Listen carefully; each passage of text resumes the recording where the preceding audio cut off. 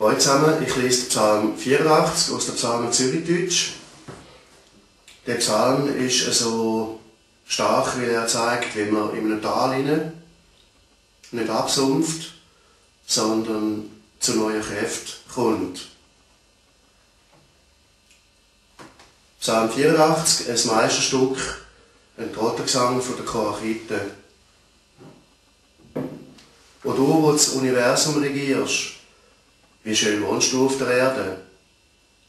Schier wäre ich vergangen vor lauter Verlangen nach dir und deinem Haus und deinem Geheimnis. Und jetzt bin ich da und staune dich an. Du, Gott, bist mein Leben.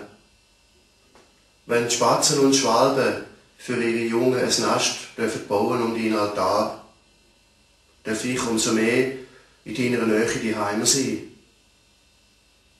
O du, wo das Universum regierst, haben's dir dann gut, wo wohnen bei dir und jeden Tag dich können feiern. Auch wer auf dem Pilgerweg kommt zu dir, darf aufrecht laufen in deiner Kraft.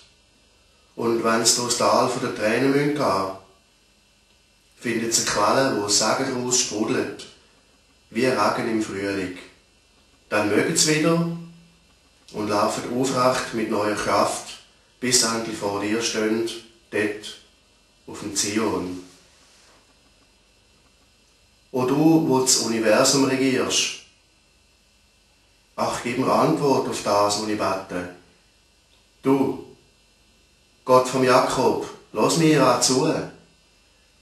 Wir haben ja nur dich, der uns schützen kann. Ach, schau uns an und lass deine Augen leuchten auf die planen, auf deinen Messias.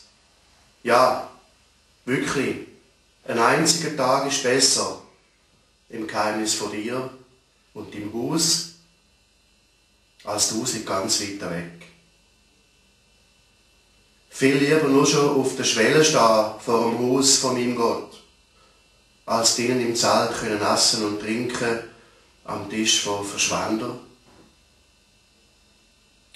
Ja, er ist die Sonne und nimmt uns in Schutz. Bei ihm kommt jeder auf die Rechnung. Da findet er auch seine Würde wieder. Wer aufrichtig ist, hat es gut um ihn herum. O du, wo das Universum regierst, der hat ein Glück, wo dir vertraut.